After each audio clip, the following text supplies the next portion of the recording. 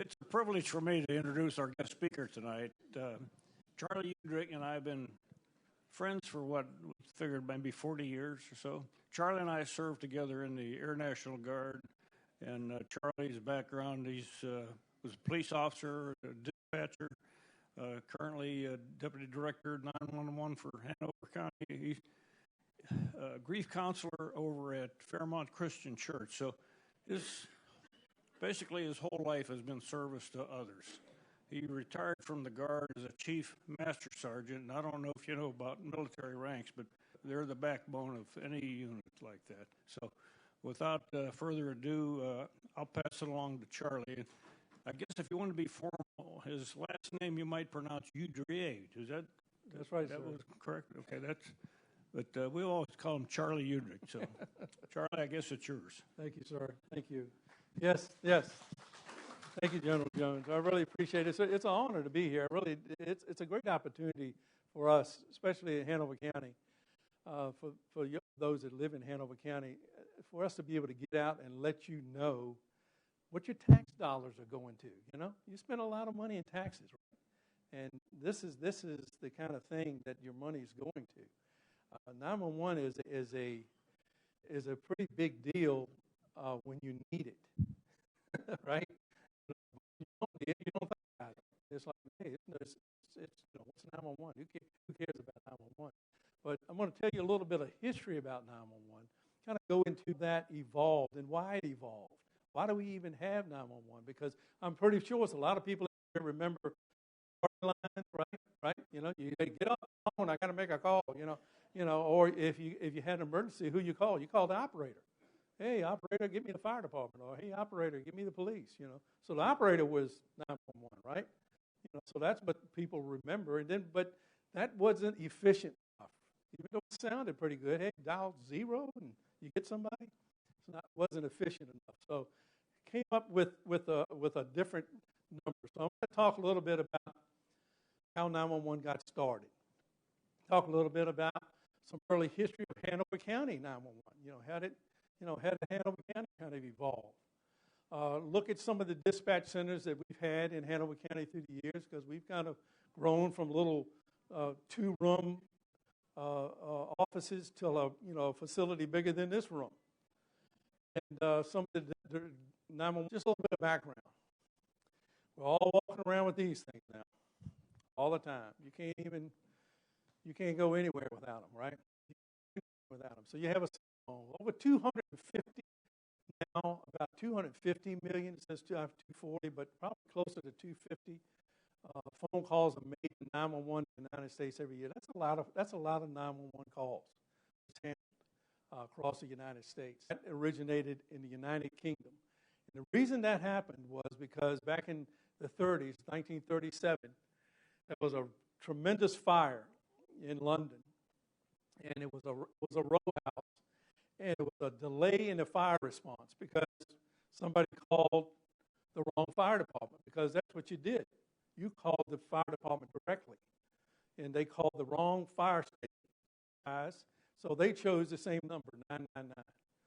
And their emergency center at that particular time was staffed with 8 female operators because the budget was too small to pay men. Okay? Women wanted the job. Men didn't want the job, but women were paid $200, men were being paid $320. So men said, I'm not taking that job for only $200. Okay. And when I started out in Ounce.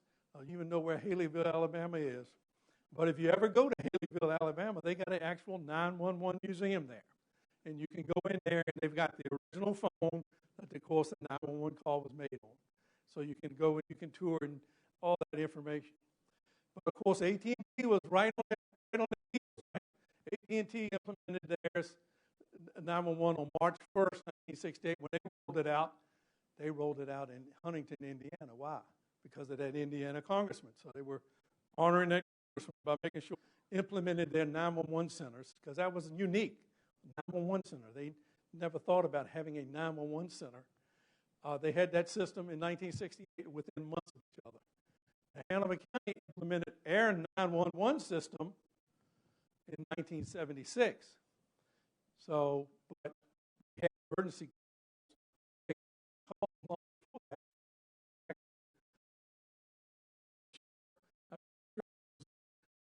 sheriff's house like they sometimes still do and knock on the door and say, hey, Sheriff, I need some help, right?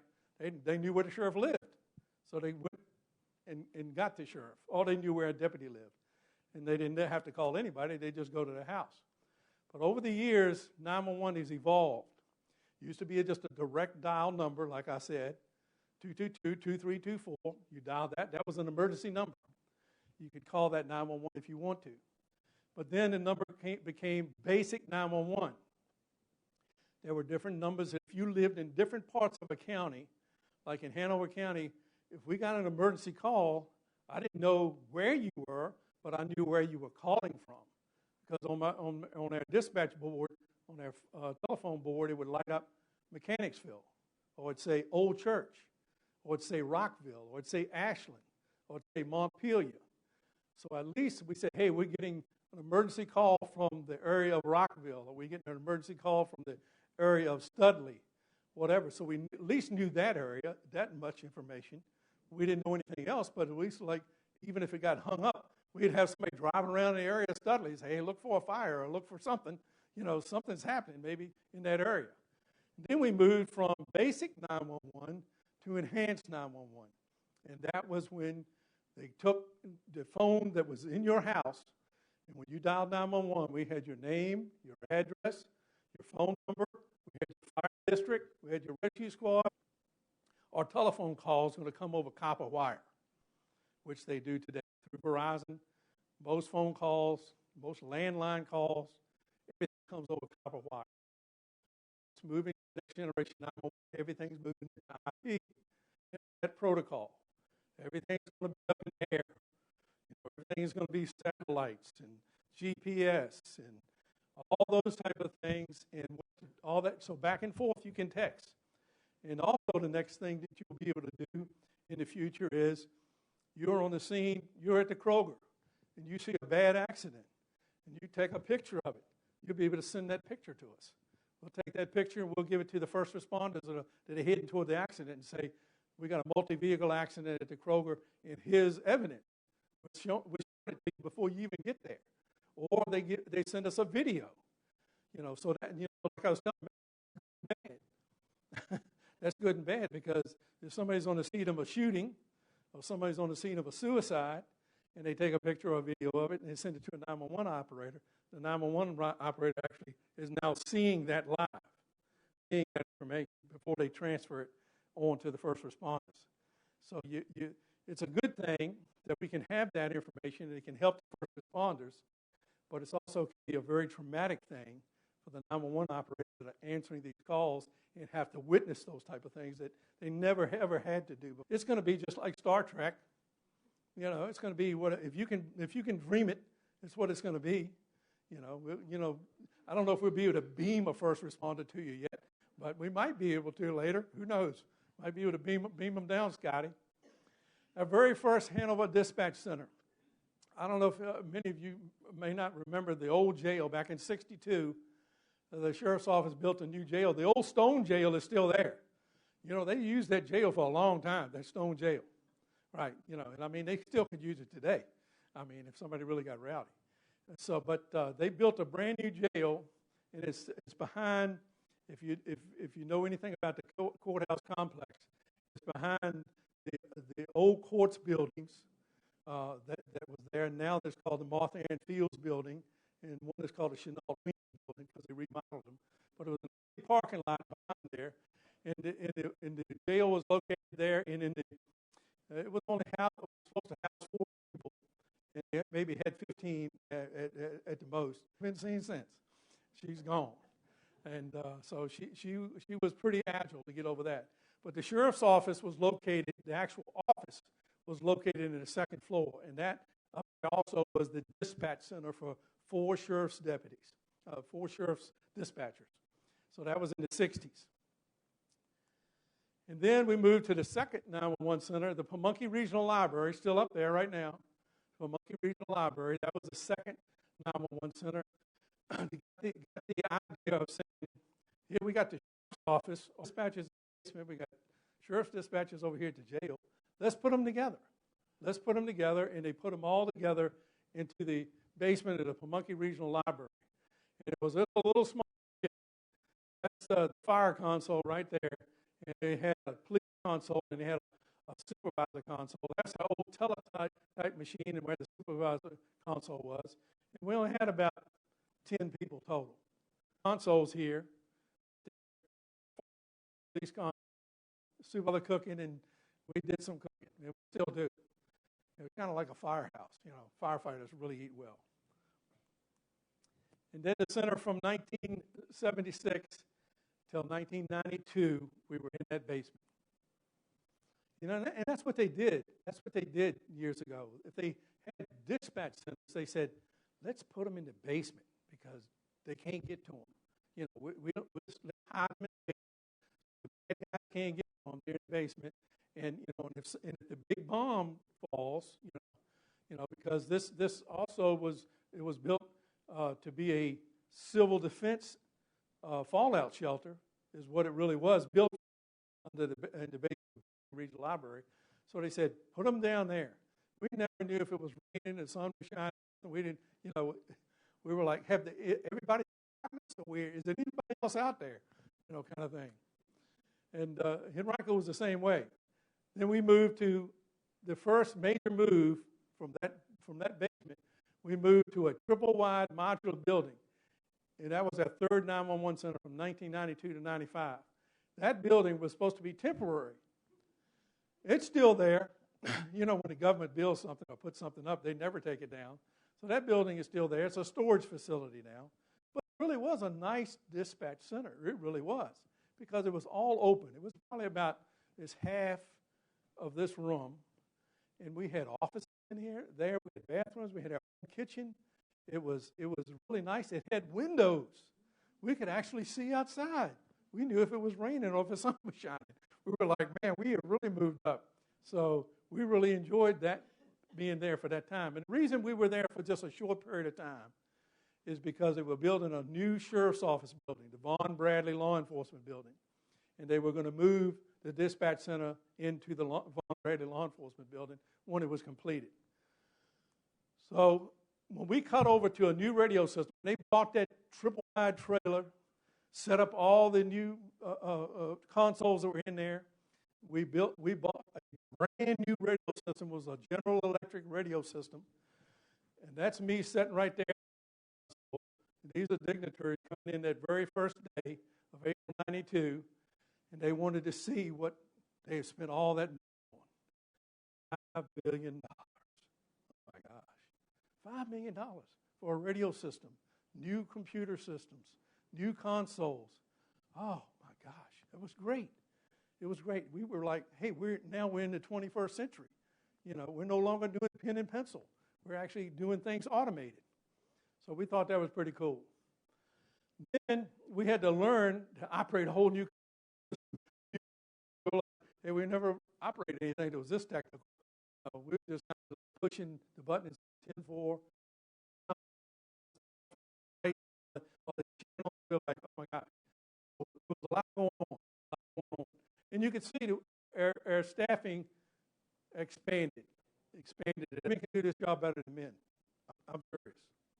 They can, because they keep calm under pressure. A lot of guys get excited. I get a little excited sometimes when I'm taking some 911 calls, or, women usually don't. They're pretty cool. After the call now, they make it a little excited. During the call, they don't. And that was our fourth.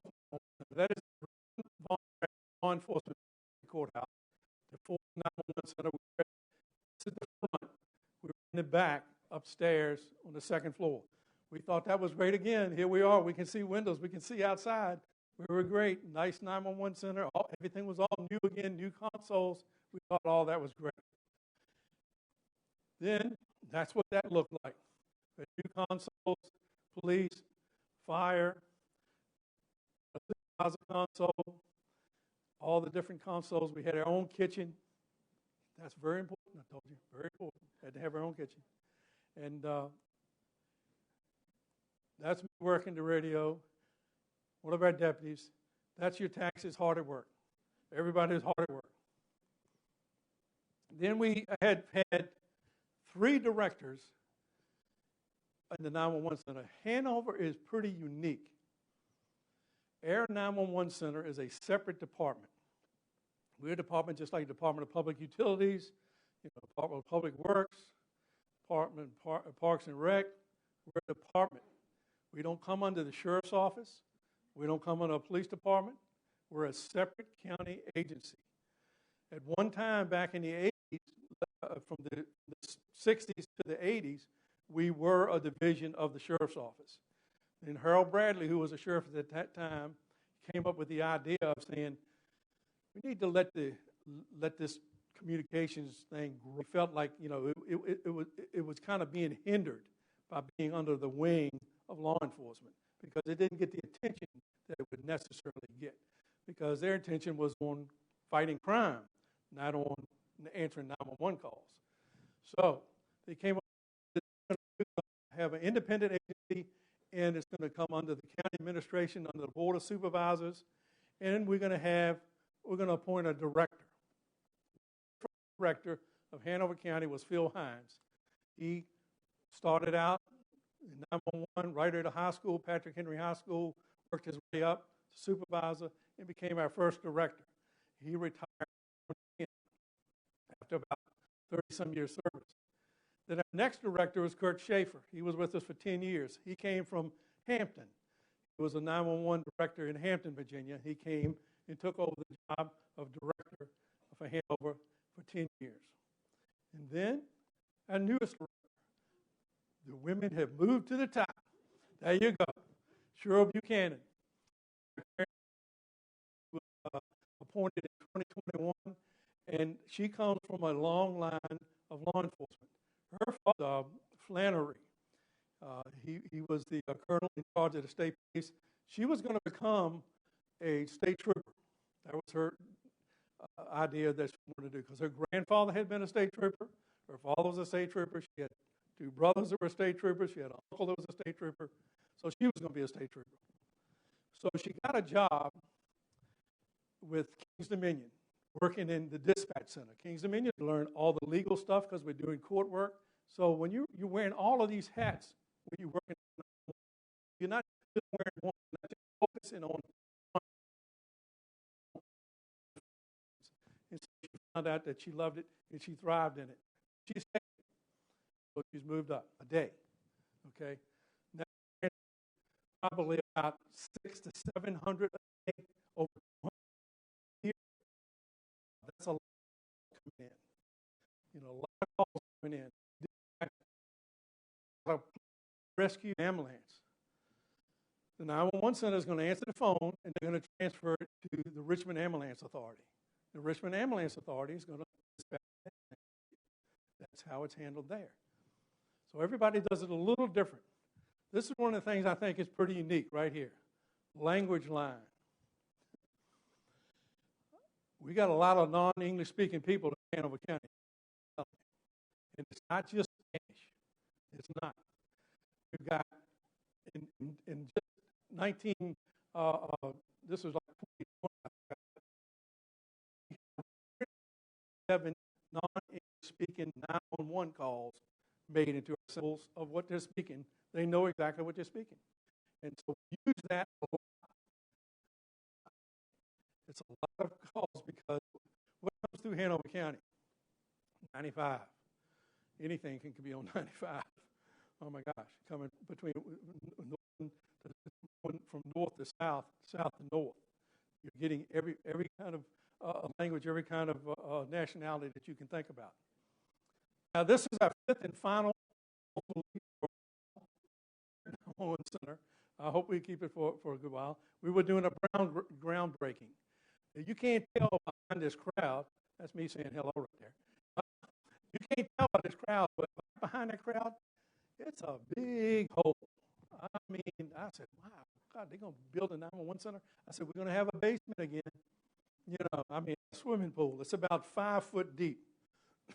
It's actually down in the ground. I said, what in the world is that hole in the ground right there? I thought that was a partial basement, but it wasn't.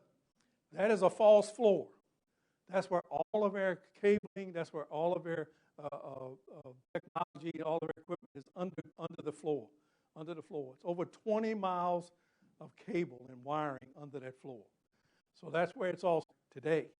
It'd probably be $50 billion or $500 million. It's just unbelievable.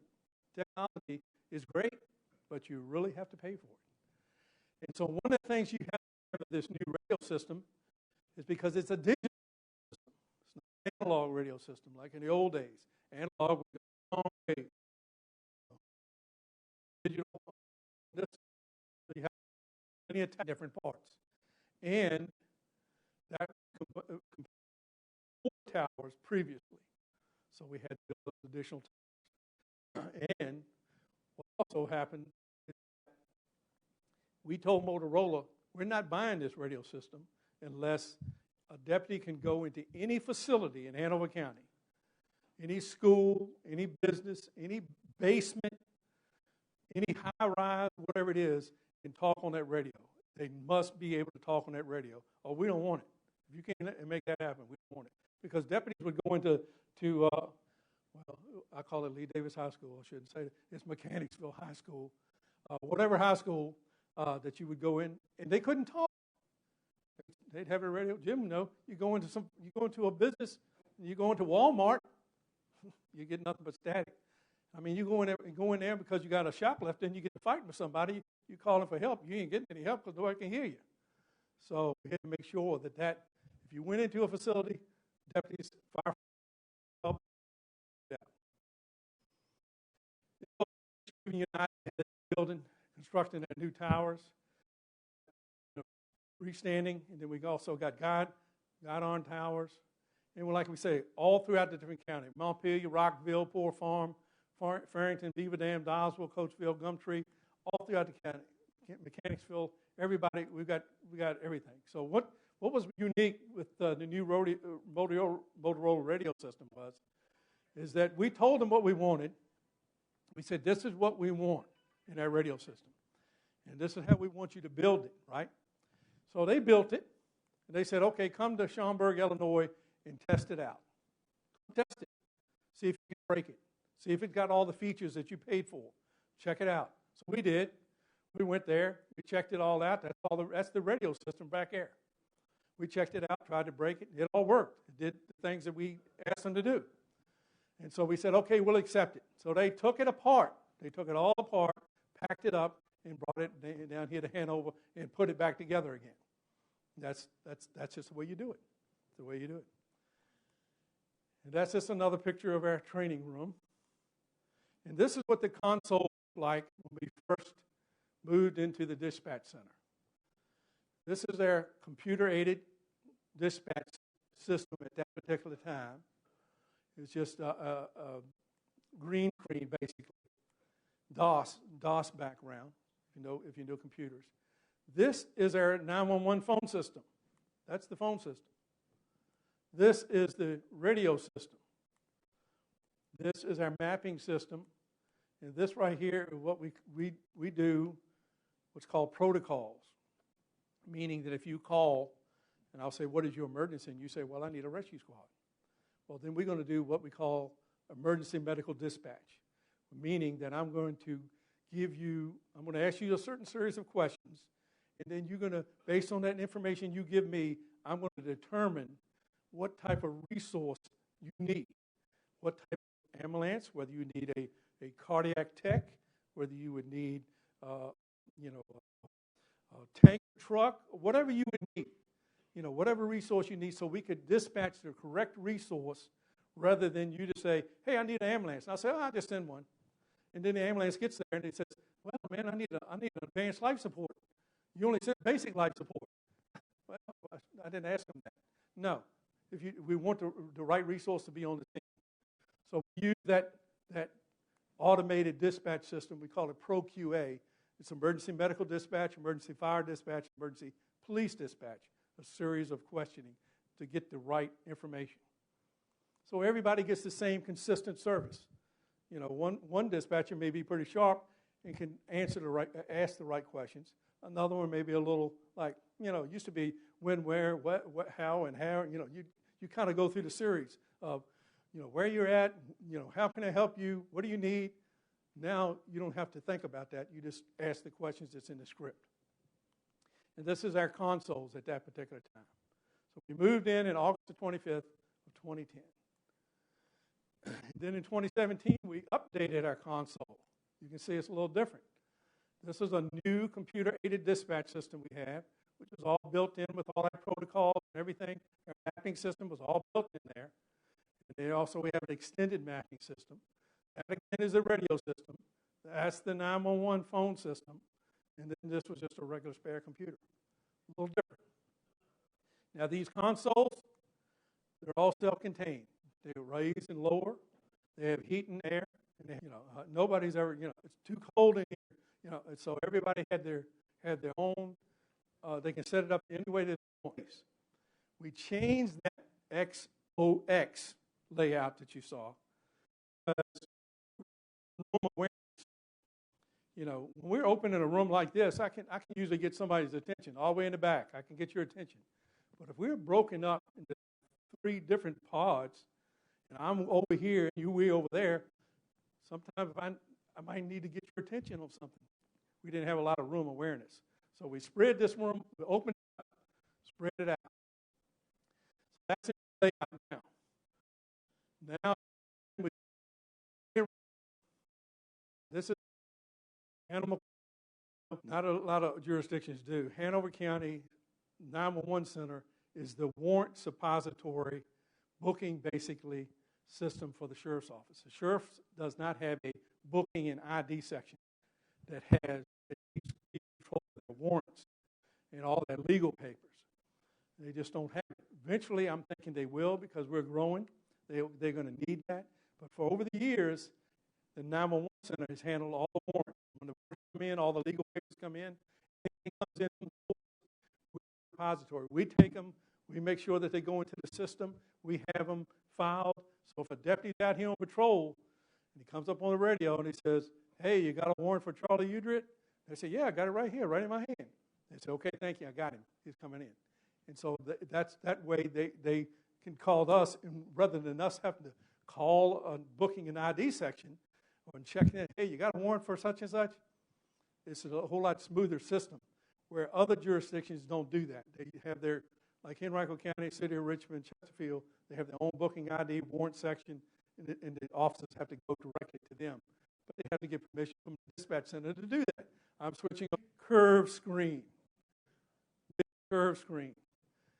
All of that information, our computer-aided dispatch system, our mapping system, all of that, phone system, radio system, and our mascot. We use that for different things too, different computer stuff. New computer system, everything that we have. Just for a computer-aided dispatch system, you're just buying software basically and putting it on a computer. Just buying that's $3 million. $3 million. But keeping records. You got to keep records on everything, right? Everything has to be documented. Necessity, you have to have that. Hanover County is a big county. All that green, all this blue that you see, that means we have radio coverage. We have radio coverage, all the colors. Now, this, you see, white building that's in that area, you'll be able to talk on the radio. They got coverage. No problem. And Hanover County is 67 square miles. Big county. Big county. We go all the way from New Kent to King William to Caroline to Spotsylvania, Louisa, Goochland, Henrico. This is the whole region here. We can talk in where before 9/11. Talk to the dispatcher. Dispatcher, transfers the information or tells them the information. No longer. We can put everybody in this area, if we needed to, on a public safety tax channel. We can put them all. If everybody's in a mass casualty incident or a big incident, we can put all jurisdictions on one channel. They can all talk to each other. No problem. It's amazing what we can do today and what they needed during 9/11. And this is some key components of all the 911 systems. One thing I like to say about 911 is 911 is not just a number, it's an emergency response system. When you initiate that call, when you dial 911, you're initiating an emergency response system to get help and assistance, to get the right resources. So you can rely on getting that information by calling that 911 system. You want to initiate that system. A lot of people will say, I don't want to bother 911. They're busy up there. I'll try to take care of it myself. Or I see something, I don't report it. Somebody else will report it. If you see something, say something. You're not bothering us. That's why we're up here. We want you to call us. We want you to tell us. If you see something that's not right, you see a crime, you see something that's going on, tell us about it so we can get somebody, so we can stop crime. That's what it's all about. But our system is a Motorola Astro P25 15-site 12-channel 700, 800 megahertz digital radio system. That's the official title. Okay?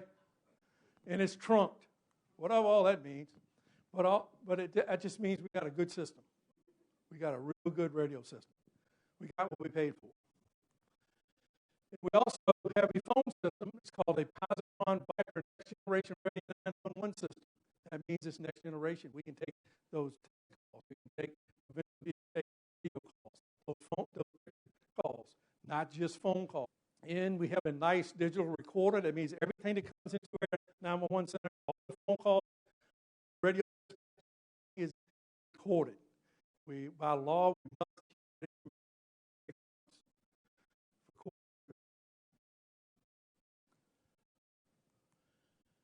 and we also have a microwave subsystem. If for some reason one of those towers goes down, we got a microwave system that can pick up and send that radio signal around in a loop.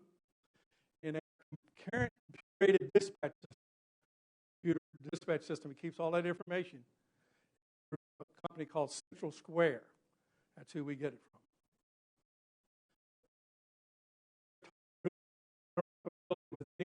State, federal agency, we can talk to anyone. We got building security, camera monitoring, got cameras outside and cameras inside, everywhere but the bathrooms. And we had to do that because we're dealing with people. You're dealing with people, right? You're dealing with people. And you get a lot of he said, she said. When I look at that camera, picture says 1,000 words. That's what really happened. That's what happened in that picture. Now, what you really said, I'm not dismissing what you said, but the picture tells me a whole lot. And we have a lot of backup and redundancy. We have two massive Caterpillar generators out back. If we lose power, we can run these things for as long as it's diesel fuel in there. I mean, for at least a week, longer, as long as they keep fuel coming. We could just run. Everything. That's it. Thank you, because all of this that I just showed you was from your tax money. It was your tax money at work. And you need to be proud of that, how your tax money got spent, because you got some of the best resources for your law enforcement and your firefighting personnel and your paramedics that any other region has. I'm going to tell you, you've got some of the best. And you already know that. I'm sure Hines comes in and tells you the stuff all the time. Hey, we got a really great problem. We got the lowest crime in the region. And you do it because you got some of the best people and you got some of the best technology. You got some of the best resources, where other agencies don't to be able to do things. But as I tell every group, we're always looking for a few good men and women. We're always looking for them. You might say, well, I'm too old. You may have somebody else. You may have a grandson or a great-grandson or a niece or a nephew or someone that says, hey, you ever thought about being a 911 operator? Do a background investigation on you. Make sure you're physically fit. We will pay you $50,000.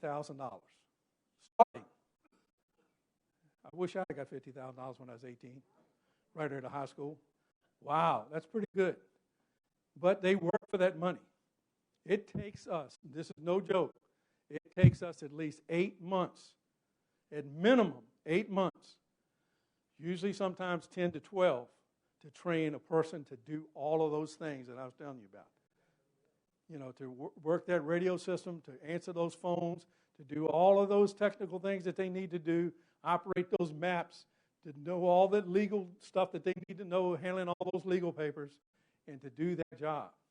So it takes a lot of training, a lot of hours. I'll tell you what my training was when I first started with Henrico County. Henrico County, I walked in, and the sergeant came up to me and said, "All right, Charlie, you're sitting right here. This is your desk. When that phone rings right there, you answer it. You just say, Henrico Police. And you see that, you got it. See you later." That was it. That was my training. Very first call I coached, this is no joke, the very first emergency call I answered. "Oh, my God, please get somebody down here right away. They're killing each other. Oh, my God, please get the police." Click up. The sergeant said, "What was it?" I said, "I don't know, but something's happened really bad in Henrico somewhere." He said, "You didn't ask him what his phone number was or where his location?" I said, "He didn't give me time enough to do that." It was a fight at Azalea and Route 1 at the old White Tower. Anybody remember the White Tower? There was a fight at the old White Tower. And that was my first call. I said, "Oh, boy, I'm not going to last long." Lucky enough, I've lasted 52 years, starting out at age 19 up to now. So, hey, it's been a blast. It has been a blast. Now, how about you guys? Got any questions about anything? Okay.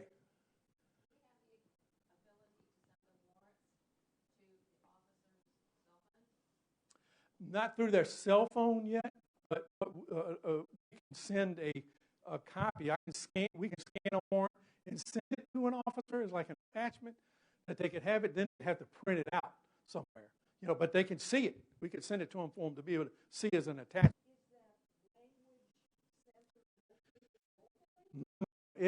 Great question. They're actually located in California. It's an 800 number that we dial.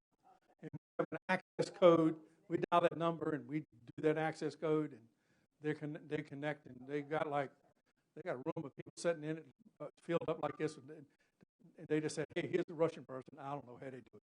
Unbelievable. It's just, hey, every time I go talk, and everybody that applies, even if they put an application in, I said, "Hey, do you know that you're going to be working nights, weekends, holidays?